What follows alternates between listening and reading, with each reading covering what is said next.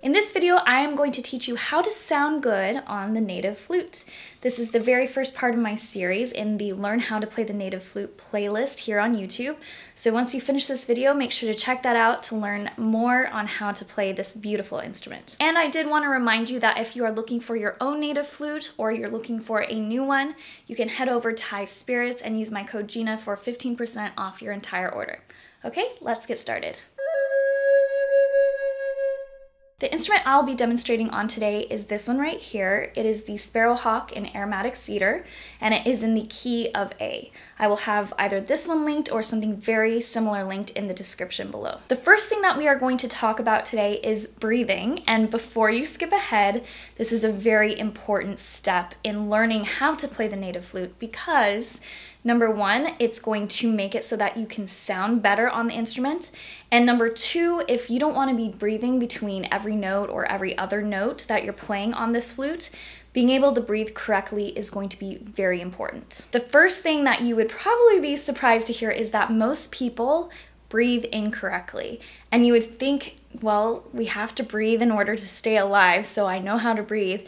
But that's not necessarily the case. A lot of people are taking very shallow breaths and are not using their full air reserve when they are taking breaths. It's very important when you're playing a wind instrument, such as the native flute, that you are actually taking a nice deep breath and tapping into those air reserves. Let's first talk about where we are actually storing our air.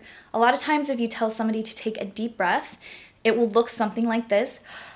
And they're going to raise their shoulders, and that means that they're only filling their chest with air, and that also means that it is a shallow breath. Instead, in order to get a deep breath, you want to concentrate on filling your rib cage and your stomach with air. A really great way to tell if you're actually doing this correctly is to lay on the ground on your back and watch your stomach as you're breathing. As you breathe in, you should see your stomach rise, which means that you're breathing correctly. Let's now take a couple of deep breaths together. Again, I want you to concentrate on filling your rib cage and your stomach with air. Okay, so breathe in and breathe out. Breathe in and breathe out. Now that we know how to breathe correctly, let's learn the best way of actually getting those deep breaths in. I want you to think about this. You are diving into the deep end of a pool and you're trying to go to the very bottom and pick something off of the pool floor. Now, if you take a really quick breath, even if it's a deep breath and you're filling your stomach and your rib cage, if you just go and you dive to the very bottom, you're probably not going to make it all the way. And so instead, you need to be able to get enough air into your air reserve in order to make it all the way down to the bottom and back to the top again. It's the very same concept when you're playing a wind instrument. If you want to be able to create long, beautiful phrases that are not broken up with breaths every couple of notes, it's important for us to learn how to take in a large amount of air. Let's do another exercise together. We are going to breathe in for 4 counts and out for 4 counts. While we're doing this exercise, I want you to concentrate on trying to create a steady stream of air. So we will talk more about this later, but it should sound something like this. And it shouldn't sound choppy, so that's what we're going for. Remember, we are filling our rib cage and our stomach with air while we're breathing in. Okay, let's get started. So breathe in for 4. 1, 2, 3, 4. Breathe out. 1, 2, 3, 4. Great, let's do it one more time. Again, remember we're filling our rib cage and our stomach with a nice deep breath. So breathe in 1, 2, 3, 4, and out. 1, 2, 3, 4.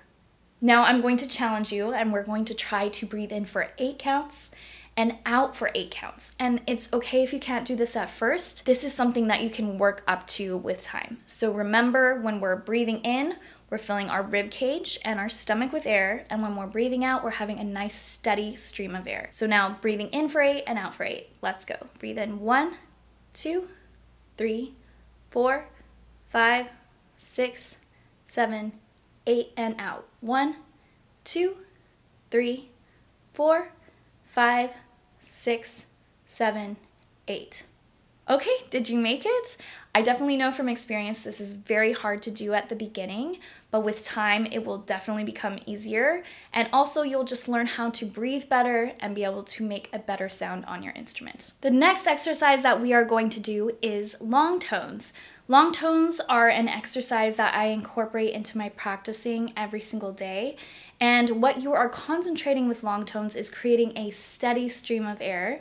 You'll remember I talked about this earlier in this video. For this exercise, I want you to find a manual clock. So a clock that has an arm that is moving that you can visually see.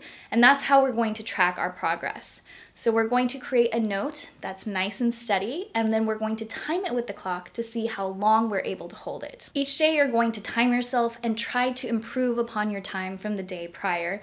It's okay for these to be very small improvements because, of course, small improvements lead to big improvements in the long run. You just have to be consistent. So it's okay, maybe your first day it's 10 seconds and the next day it's 11 or 12 seconds. Just being able to watch the clock and see your progress is a really great way in order to be able to increase your air capacity and play for a longer duration of time. This is what it should sound like having a steady stream of air.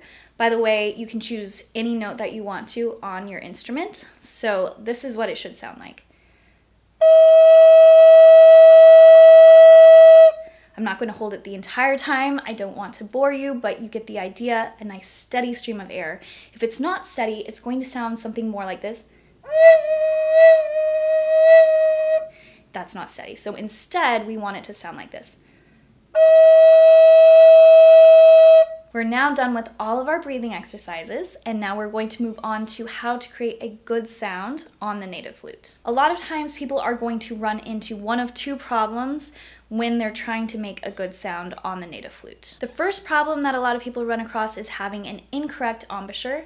What I mean by embouchure is the positioning of your mouth while you're playing the instrument. I want you to picture that you are blowing out a candle. You're going to probably do something like this. You're going to do the exact same thing on your instrument. So again, you're just going. Your embouchure should be nice and relaxed. You should not be tensing these muscles like this. It should be nice and relaxed like this. The second problem that people run into is that they might be putting too much air into the instrument. Now, I will say if you have a larger instrument, you will have to put more air through it than a smaller instrument, so just keep that in mind. But ultimately, it shouldn't have to be that much air. And if you do have too much air, this is what it's going to sound like. It's going to sound squeaky. And that's definitely not what we're going for. It's a little counterintuitive. You would think, oh, I'm trying to make a good sound in this instrument. Oh, the problem must be I need to put more air through the instrument. More often than not, it's actually going to be less air. So the amount of air that I am currently using for this instrument, and remember the flute I'm playing is in the key of A. It's not one of the really small instruments, but it's also not one of the bass instruments. This is the amount of air I'm using while I'm playing. It's about this much.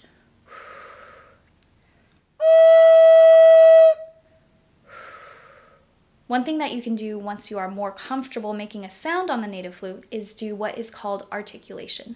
Articulation basically just gives you a more finite, definite start of the note. The way that you do this is instead of just putting air through it and going, you actually go ta. So you do that while you're blowing air through. So you go. So let me demonstrate the two different ones so that you can hear the difference. This is without articulation, and I'm just going. It sounds a little bit like hua when I'm starting the note at the very beginning, and this is with articulation going ta. You can notice there is a very finite and definite start of the note. So again, this is without, and this is with articulation. One last thing I wanted to mention is once you get into actually playing different notes on the native flute, which, by the way, my next video in this playlist is teaching you how to do that, so stick around for that. But once you're doing that, if something is sounding off, you're kind of getting an in-between note, stop and look down at your fingers and make sure that your finger is covering the hole all the way. So let's say I'm having all my fingers down, maybe this finger is not fully covering that circle, then it's going to have an in-between sound. So just take a moment, look at your fingers, make sure everything is covered. Well, that is it. Let me know if you have any questions in the comments below, and I'll try my very best to get back to you.